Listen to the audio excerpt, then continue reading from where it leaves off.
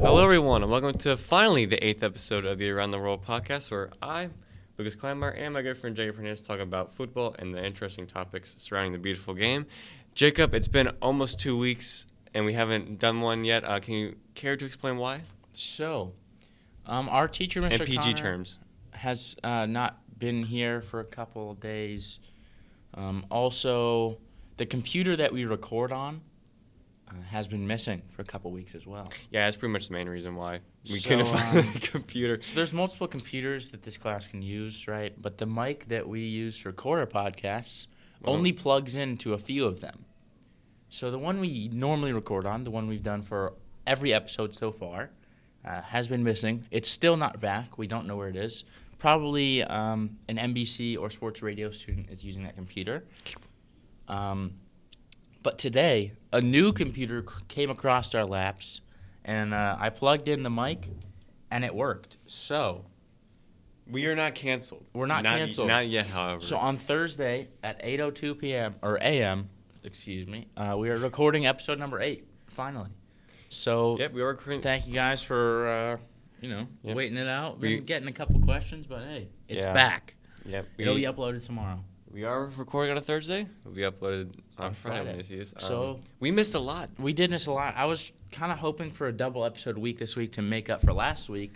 However, you know what? We couldn't pull through. Yeah, we'll take what we can get at this point, right, Jacob? Yeah. So let's open up with some Premier League, and there's only 2 more matchday weeks left. Some teams have 3 games. No, I think it's like 4 or 5. I'm tripping. There's 38 games. Oh my gosh, I was looking at the MLS schedule, not Premier League. Ah. There's 4 match days left. 4. Jacob, some teams have 4 games left, some teams have 5, depending on if they have to play a midweek game. And then some teams apparently still have 6. Yeah, you know. Arsenal, we said they always bottle against big teams, and they beat Chelsea and Manchester United, 2 massive wins. That's huge. United in a title, or not a title race, obviously not a title race, it's Arsenal and Manchester United. They're in a top 4 race, or 4th place race, as I should say, against each other. And a massive win for Arsenal to put themselves a few points ahead of Manchester United with a game in hand. So Arsenal's sitting pretty in 4th place right now, 2 points ahead of Tottenham, 6 ahead of Manchester United, also playing 1 less game. So they're looking pretty nice for a top 4 finish this year. They really just need to get back into European football. So as an Arsenal fan, I honestly wouldn't be too sad if they drop out of the Champions League because our squad is not good enough for the Champions League next season. So, I mean, maybe Europa League is what we're going to have to go into. Hopefully, if we make the Champions League, we at least get 3rd place. When was the last time Arsenal made the Champions League? Was it 2017, 2018 season? It's been a while. It's been a while. I think it was the last year of Arsene Wenger. Maybe, because we've been Europa League merchants for a while. So, and then we've also bottled, Europa Leagues. But maybe back in the Champions League this season. Hopefully, if we make it into the group stages, we can make it out. If not, we need 3rd so we can stay in European football at least. That's how we're going to attract players. So, I mean, we need a lot of players still. Give them credit. I mean, they beat Man United 3-1, and they had people that usually don't score get on the score sheet like Granit Xhaka and Nuno Tavares. But Saka's been good. Eddie Nketiah with a brace against Chelsea. Sorry, Dad. We beat you. That's funny. So they've been doing pretty well. This Sunday they play West Ham. And then what I was saying before we pressed record is I think top 4 goes to the winner of Tottenham versus Arsenal on May 12th. Yeah, I think you're right because we have on here, will Arsenal, Spurs, or Man United get 4th place? It really can come down to that because both these teams, Arsenal and Spurs, played 33 games, and Arsenal's played 34, and they're also 4 points behind Spurs. Yeah, and they play Chelsea tonight too. Yep, and they're 2 points ahead of Spurs, and I mean if they do lose, it'd be hard for them to jump back in front because Spurs would have to drop a result, at least tie, in order for them to overtake them. Right, I mean you gotta give Spurs a lot of credit because they were pretty bad. Like they were mid-table to I don't know, like B tier. They had been stinking it up. They just stunk up a couple results lately, losing to Brighton and drawing to Brentford. So they probably should be in fourth right now, but they kind of bottled it. Yeah, a little bit luck. Both these teams are kind of known for their bottling when it comes to big moments. Spurs has no trophies. Arsenal just doesn't play in big competitions. So if you were a betting man, Jacob, these three teams, Arsenal, Spurs, and Man United. Man United has played one more game, and like you said, they're behind 6 points Arsenal, 4 points Spurs.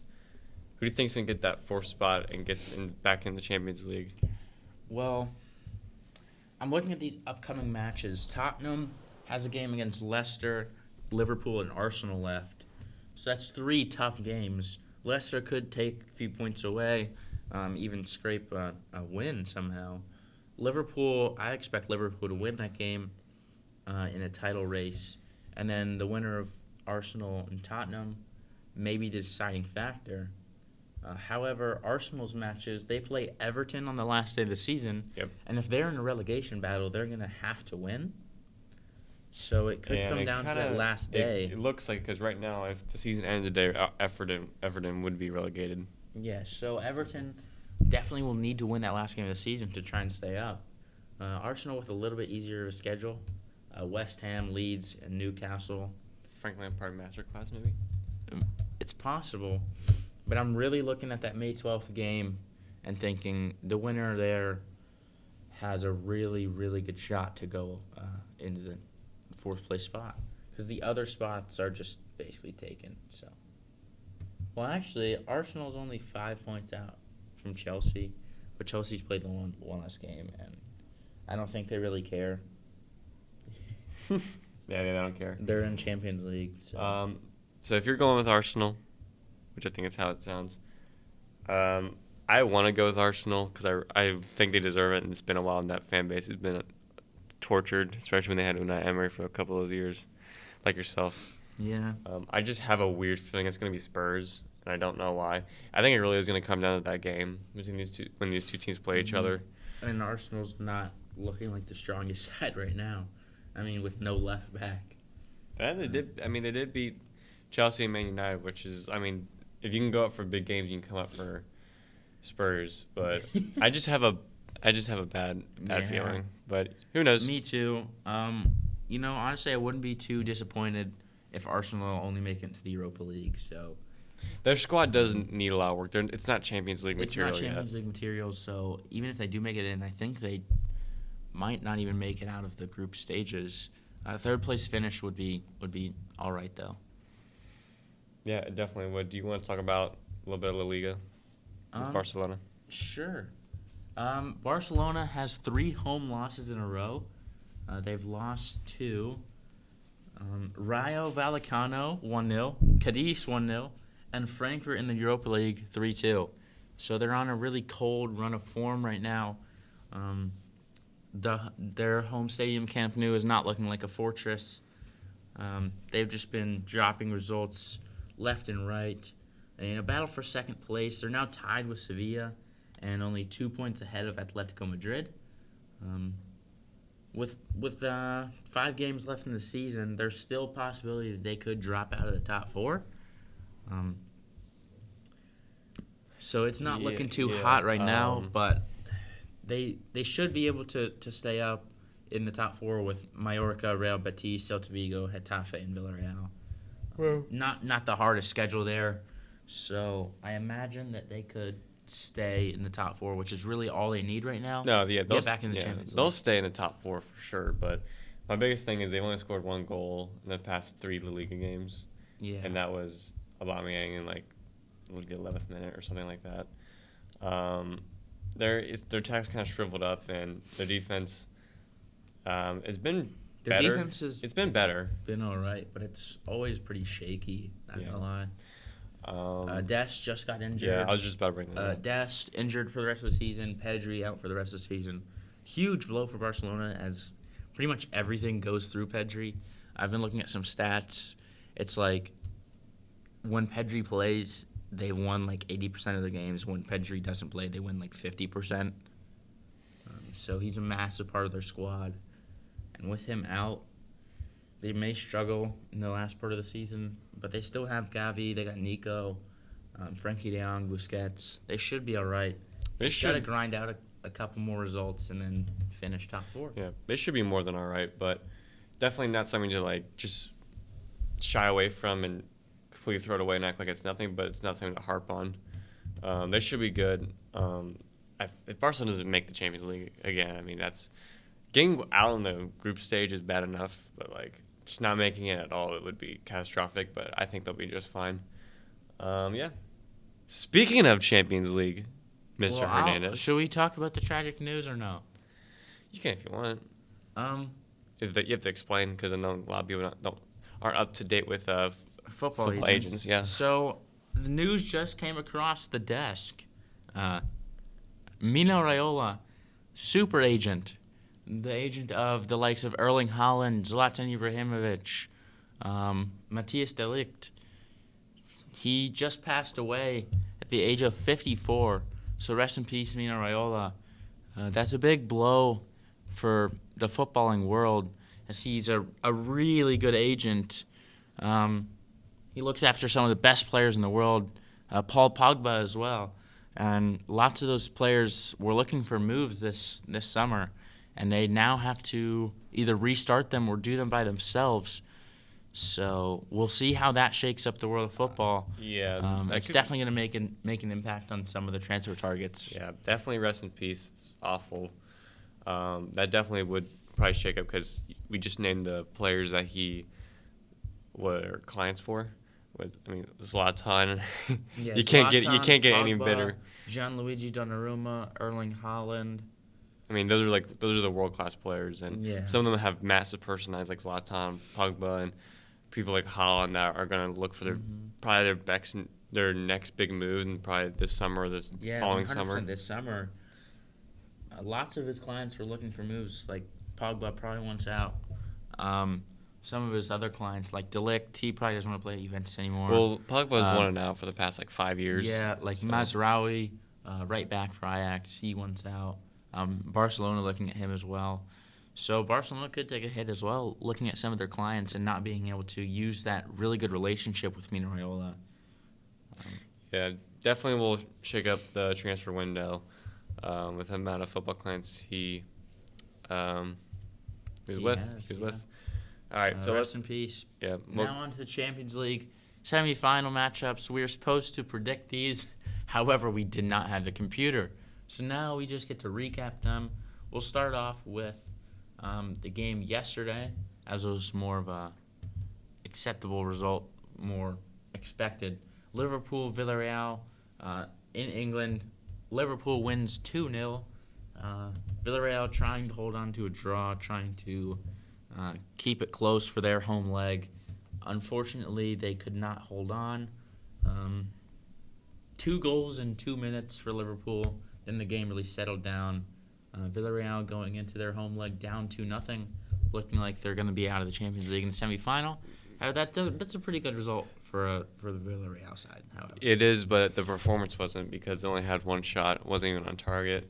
Only 26% possession. They got almost triple the amount of passes. Liverpool. Really bad game from Villarreal, but I mean, what can you expect from that type of side in the Champions League semifinal?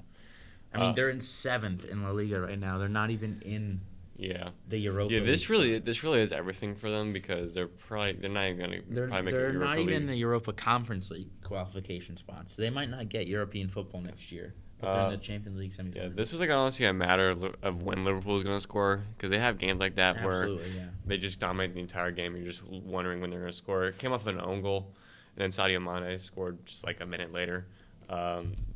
Luis Diaz had a kind of a sitter, not really a sitter, but he elected to cross the ball around the 2 yard, about 2 yards out instead of shoot. So it really could have been more. So they're kind of lucky that it wasn't more than 2. You have to expect Villarreal is going to have to open it up, and it's further Champions League because they're probably not going to make the Champions League the following year, so they have to go all out. Yeah. We both expect Liverpool to go through. We expected Villarreal to go out last leg. I expected them to go out 2 legs ago. Yeah, they beat Juventus and Bayern Munich. So I mean, we've had our fair share of Villarreal disrespect, but I mean, if they make it to the final, God Almighty, Jacob, I'm picking them. Like, that would be fantastic. Like, if Villarreal makes it to the final, I want them to win. That'd be huge. Especially if they play Real Madrid. Especially if they play Real Madrid. That's a nice segue to our next few teams. Manchester City, Real Madrid. One oil merchant to another. Manchester City winning 4-3 at home. That was just a really good game to watch. Fantastic game. Benzema with a Panenka penalty down the middle after missing the last couple penalties that he's taken. Man of the match for Benzema with 2 goals. Vinicius Jr. with 1. De Bruyne off to a hot start 2 minutes in the goal. Then Gabriel Jesus in the 11th. It was looking like it was all said and done. But Real Madrid came back. I really don't like either of these teams. So I want whoever's in the other leg that makes it out to win. You know, just looking on the field, Jacob, and doing some research online, that game yesterday, the two teams playing, their squad was almost worth $2 billion. That's how much, like, Man City is $1 billion as it is because it's Manchester City. Yeah. And Real Madrid's almost worth $1 billion. So, I mean, like, if that was every single player in that field was world class. Like, yeah, and the bench players were world class. Raheem Sterling didn't even play till the 83rd minute. Camavinga, one of the best wonder kids in the world, didn't even come on till Jack Grealish didn't even play. Yeah, Grealish doesn't even play. Gareth Bale didn't off the bench. Gundogan doesn't play. Casemiro doesn't play. Isco, Bale. These huge players. Bale's set in stone for MLS. That'd be really cool to see him in MLS. He's a world-class player. I expect him to tear it up in the MLS. I know you would. For sure. You would. There's a lot of huge players in this If Benzema, I hate Real. I want to say hate, but Real Madrid, it's not my favorite club, as you know. Gosh, bless me. Bless you. If Benzema doesn't win the Ballon d'Or this year, there's something wrong with it. Like, he deserves a Ballon d'Or. He honestly does, because Ronaldo's had a stinker. Messi's had a stinker. To their standards, they've had stinkers. Mbappe technically has had a stinker too because they lost in the round of 16. Neymar stinker. To their standards, obviously, they're still the best player, like one of the best players in the world. This year's it's been Benzema. I think Benzema should win it. Like, who else has scored more goals, done more for his team than Benzema? Came through with them in clutch moments. He's the MVP. I mean, that pen in the 82nd minute is honestly a lifesaver because it cuts to lead to just one goal after. Yeah. I mean, Manchester City came flying in this game. De Bruyne 2nd minute, Jesus in the 11th minute, and Foden, Silva. I mean, it was looking like a rout, and then he had to convert that pen to make it 4-3. Man City Manchester City at home, man, it's kind of similar to Liverpool at Anfield. I mean, it's just teams that you just don't ever want to play at their home stadium. Like, they're just so good. Yeah, it's a tough game. City won here playing Fernandinho at right back for most of the game. Oh, my gosh, man. They had John Stones at right back. Then they subbed in Fernandinho in the 36th minute. I mean, I don't know where the rest of the right back it's crazy just how good Manchester City's team is. I mean, if you can plug your defensive midfielder, sometimes center back at right back, and have a decent performance. Yeah. He did well. Yeah. It was a pretty equal game besides possession. Obviously, Man City had a little bit more possession. That's kind of their it's their MO. I'd say, it's a Pep Guardiola side. What do you expect? Yeah. I mean, shots on target. Man City only had 5 more shots, but they only had 1 more shot on target than Madrid. They honestly could have had more than one. Mahrez had a chance in the first half where he could play it across. I believe it was Phil Foden, or not quite sure. It was either Phil Foden or Gabriel Jesus. It was one of them, and instead he elected to go for the top right finish. And Pep Guardiola in fashion was just enraged and screaming. He could have made it 3-0 early on in the game. So, I mean, going back to Madrid, what are you expecting? And I think it's going to go through. It's already 4-3 to aggregate. Do you think it'll be a stinker game? Or do you think it'll be kind of? I hope it's not a stinker of a game. No. I mean, 4-3. That's really cool. I'd want to see another high-scoring game. Make it really interesting. Kind of like Real Madrid's last tie. I mean, both these teams are so good at home, so it's kind of hard to say, yeah, Man City's going to go into Madrid and win. But, I mean, I don't know. I have a weird feeling that Man City's going to get to another final again because they did lose last year to Chelsea. So I think this is like their kind of revenge tour because they won. That's the one thing Guardiola hasn't done with Man City besides win the league almost every single year is win the Champions League. And do you think that could hinder their performance in the Champions League since they're still fighting for that title?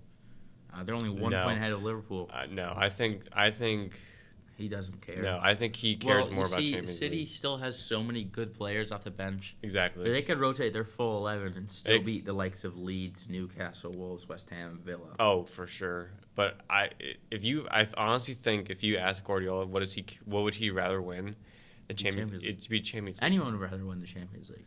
Well, especially because of him, because he hasn't won it yet. Now, if you ask Liverpool, maybe they might say, "Oh, Prem," because they only won it once in the past 100 years, and they win the Champions League almost every other year, and they might win it again this year. Yeah. I mean, I'm hoping for a Liverpool-Madrid final for a rematch over the Carriers, or a Liverpool-Man City final would be cool, I guess. Sorry, Villarreal. We keep disrespecting them. Bro, they get so much disrespect from us, but, like, what can you expect? Like, if Villarreal beats Liverpool at home and goes through in the final, I will shave my head. Oh, that's bold. I'm gonna go bold. I will shave my head if Villarreal beats. We'll put a photo up on the thumbnail. I'm not gonna actually shave my head, but I might. You might. I might. We'll put a photo, or we'll put like a poll or something in the comments, or like yeah. Like, should Lucas shave his head? Yeah. All right. So I guess me and you predict obviously Liverpool will go through the other semifinal. Other semifinal. So who do you think is going to go through, Real Madrid or Manchester City? Obviously, we'll give prediction on the score. I don't want either of them to win. I'm so glad you said that. Yeah. I want Liverpool or Villarreal to win it. Yeah, agreed. Man. Who do you think Real Madrid? I think Real Madrid's going to go. I think they can beat either one of these teams. That's true. I think Real Madrid is going to get through. I think just at home. I think maybe Manchester City defense gave up maybe one too many goals. Yeah, they got some injured defenders. Like Benzema, world-class player, he's going to come in clutch. Really solidify his Ballon d'Or shouts in this last game. Because they've wrapped up the league, so every one of their starters can just rest for the Champions League. Yep. All right. Now we'll do a little bit of MLS before we leave. My Columbus Crew have been bad. They've been terrible this April, and they're almost bottom of the conference with FC Cincinnati. They're really close to FC Cincinnati, which is alarming, to say the least. They lost to Detroit City, the USL team, the US Open Cup 2-1, and then they drew to Sporting Kansas City after they lost to Orlando. It's been bad, especially offensively. Zarian didn't play against Kansas City. We can't score. Our strikers can't score. Our wingers can't score. They're not creating good enough chances. It's just been really bad. You haven't won in your past 6. Nope. And they played DC United, who just sacked Hernán Losada, their manager, and came off of a 3-2 win against New England. And they got a new signing named Taxi Fontes, who's amazing. Yeah, it's just been bad, and I think Caleb Porter's running out of answers. That's why he didn't talk to the media after they lost to the USL team. Yeah, it's been bad. There's no bite in the attack. They can't create good enough chances, and when they do, they can't finish. And they scored 1 goal in a draw. None in a loss, none in a loss, none in a loss, 1 in a loss, and none in a draw. And the attack was flying in the start of the season, too. It was on fire. 4 goals, 3 goals, 2 goals, and it's just fell off a cliff. It's just, it's a lot inconsistently. They haven't had a goal-scoring winger that can get double-digit goals since Pedro Santos, who is their left back now, since his 2020 season when they won MLS Cup, which is kind of his last incredible year as a winger, because even last year he just didn't perform it the same, and he even played left back at the end of last year. They haven't had a goal scoring winger like that since Justin Meram and Ethan Finley back in like 2015 to the 2018 era. So I mean, until Kevin Molino comes back from his third ACL tear and gets double digits in goals and assists, because he's really our only hope on this roster. Because Derek Etienne is just inconsistent. He's a good rotation winger. He's not going to be a double-digit goal-scoring winger, I don't think. Yeboah, who's been brought in, is bad. We're not bad, but he's been average. He hasn't been that good. He's been the same as Etienne, except he's left-footed. Luis Diaz is just never going to hit his performance, his form, or his performance, because he has all the speed in the world, but he just can't finish, just like most other wingers. Matan doesn't play at all. He plays for Columbus Crew too. It's just not looking forward and looking up. But I see why they traded Giassi Zardes to the Colorado Rapids, because they open up that designated player spot because they want to probably bring in a DP forward or winger. But now we're relying on Miguel Berry, who has been really good, but he's in his first, I would say, slump of his career, and he hasn't looked like he's gotten out of it. Well, I think Berry's really good. If he doesn't get out of this form, if he doesn't score, I think close to double digits or double digits by June or July, the Crew are definitely going to go out and sign a DP striker or left winger. Yeah, they need some attackers, it's looking like. Well, I mean, they've scored 10 goals this season, which is equal with Orlando, who are in third place. They've just been really unlucky not getting those crucial goals or those last-minute, defending. So their goal difference is only 1. I mean, Orlando's goal difference is 0, but they have 14 points, and they're in third. And the goals they give up to it, man, it's just, Nashville, Santos slips on the one chance Nashville has, and they score. Philadelphia, Elo Room just hits it in his own goal. I don't really know what to say about that. And then you have all these chances and you can't score. It's been like this under Porter. In 2019, it was like it in 2021, which is kind of alarming because both those years they didn't make the playoffs. So, I really hope something changes. And if something does not change by the summer, I think Caleb Porter probably needs to go. I know he gave us an MLS Cup in 2020, but you can't have 4 seasons not make the playoffs and expect to keep your job. I know he gave us that MLS Cup in that crazy 2020 year, but, one cup's not enough. They're supposed to be you can't expect to make just one cup. You have to challenge every year, like you said, and make the playoffs. And, yeah, that's my thought on the Crew right now. They play home to DC United. I don't expect it to get any better. If it does, I'll be happy. They have a hard schedule coming up. New England, who's also not finding their form at all. They're really bad right now. And then Los Angeles FC, who's the best team in the Western Conference, in my opinion. Yeah, they're insane. They have 19 goals, only 8 conceded. 19 points. They're top of the entire MLS. Yep. You want to give your thoughts on FC Cincinnati bottling it against Los Angeles FC?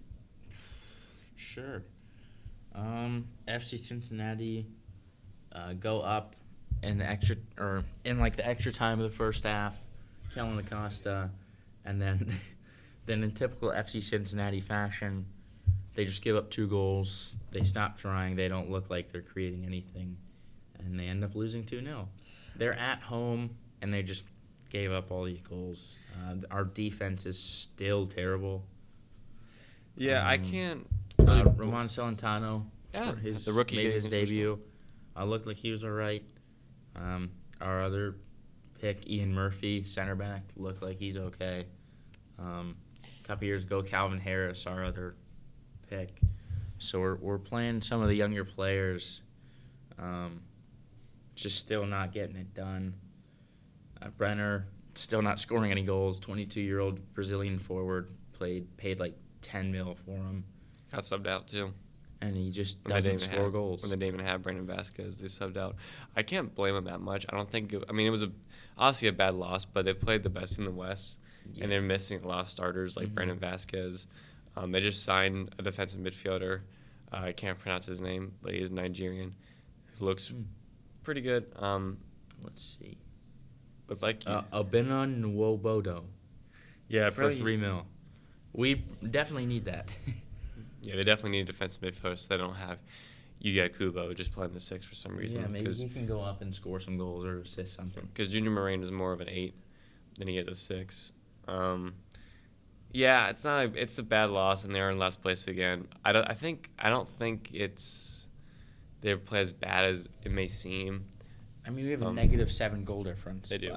But the main thing, one thing that I would definitely agree with you with is their defense is still bad. It is still bad. They can't play, I don't think, the way Pat Noonan wants to play, which is a 4-1-2-1-2 diamond that you saw the first game when they got shellacked by Austin, because they don't have 2 quality center backs. Yeah. Blackett might be okay, but Jeff Cameron is washed, and he can only play in a 3-in-back, so you can protect him. Same thing with Nick Hagelin. Mm-hmm.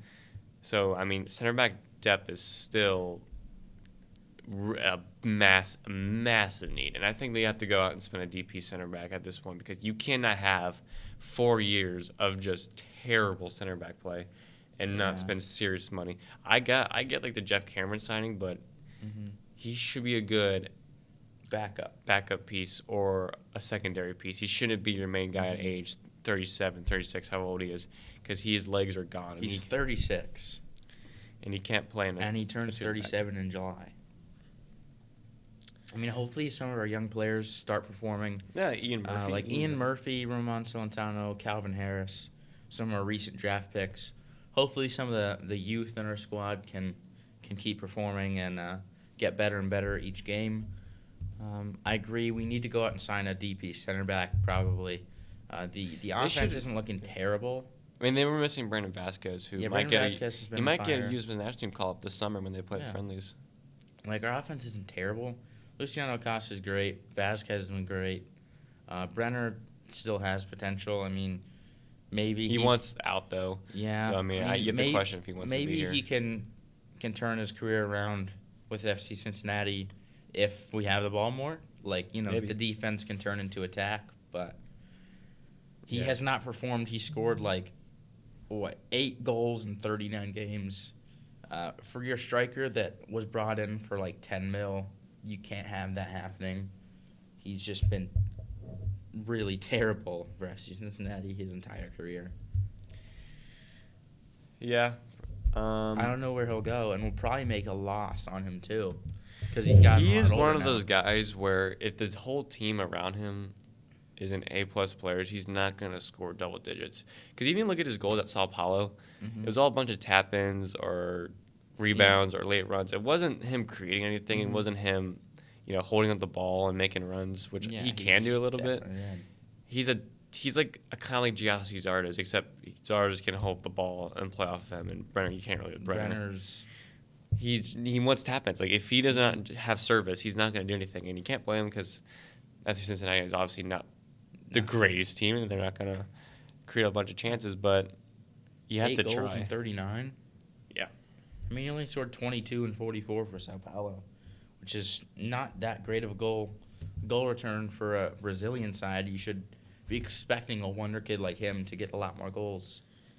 Well, FC Cincinnati's next 2 games are against Toronto, which is kind of interesting. They have a back-to-back to Toronto, like this is baseball or something. Yeah, we're getting a doubleheader. We're getting a little series going. I think Toronto might end up making the playoffs because they don't have a really good squad, and they're still in the playoffs right now. And Bob Riley's a good coach, and they have Insigne coming in July. Oh, yeah, that'll be huge for Toronto. I mean, a player like Insigne in the MLS, he's going to make a huge impact. Yeah. Might be the best player in MLS. And they just signed this guy, Jesus Jimenez. Yeah, he's been awesome. Jesus Jimenez has been a very underrated signing. He's scored a lot. 6 goals, 1 assist. That's a really solid return. Carlos Salcedo, a Mexican center back. They also got Insigne coming in. Their team looks pretty solid. I mean, Bono and net. Yeah. Let's do one more question. Oh, Michael Bradley. No one likes him. Yeah, he's washed. He's old. All right, Jacob, I got one more question for you before we end off this episode. We talked about it a little bit. Would you want to see Gareth Bale in MLS with DC United? I want to see him in the MLS somewhere. Like, I don't care. It's rumored with DC United right now. I think that'd be cool. Like, he'd tear it up. And I really want to see, another star in this league. Yeah. Like, Carlos Vela came in and Insigne. I think Bale, only like 32 years old, he can come in and just make a huge impact on any side in the MLS. And DC United really need that next huge player like they had with Wayne Rooney. I think if they bring in Gareth Bale, they could go to one of the top sides in the league. Gareth Bale and Wayne Rooney as a coach because I have an interim coach right now. Hey, well, Wayne Rooney's... His side got relegated. Yeah, they did, but he did really well with his side. He did. Considering they started on like negative 21 points. Sad to see him go down. Not sure he'll come back to manage the MLS if he wants to try and get his side back up into the championship. But I think DC United should go out for Gareth Bale if they can. Yeah. I think it would be a good move for a couple of reasons. One, he obviously moves to America, and he's one of those people that talked about how he kind of wants to experience the United States and play. He just play. wants to experience life. He's done it all with Real Madrid. Yeah. He's won the Champions League. He clearly states that mental health is very important for him when playing, and the pressure of the media can sometimes get to him because when you play for Real Madrid, how much more pressure can you get, Not much. Same thing with Spurs, and, with Wales, he's the star. So he's already under a lot of pressure despite not really playing a lot anymore and being injured a lot. That and Washington has a lot of good golf courses. You play golf in that, and he could come here, be the star, play obviously really well. He'll tear it up. We saw the free kick for Wales. That was just and he wouldn't be he'd be under pressure, but he wouldn't be under constant pressure every time he steps on the field like Real Madrid. He'd be under definitely pressure because he'd be the best player for DC, and he'd be expected to carry them. But I think he'd rather take that than be at a club like Madrid at this point. At this point in his career, I think he'd rather take that than be at Madrid when he's not playing, really. Yeah. He didn't even get off the bench. Well, at least with that pressure still at DC United, he'll be on the pitch to make an impact. So he can still at least try to live up to that expectation and the pressure. So being on the pitch might be the most important thing for him right now. Just end his career playing for fun. And he talks about how he wants to do well with Wales, too. Yeah. And Wales is very important to him. So might see him against the United States if Wales... I think if he comes to the United States, that would be a really big boost for the league as well. Yep, definitely.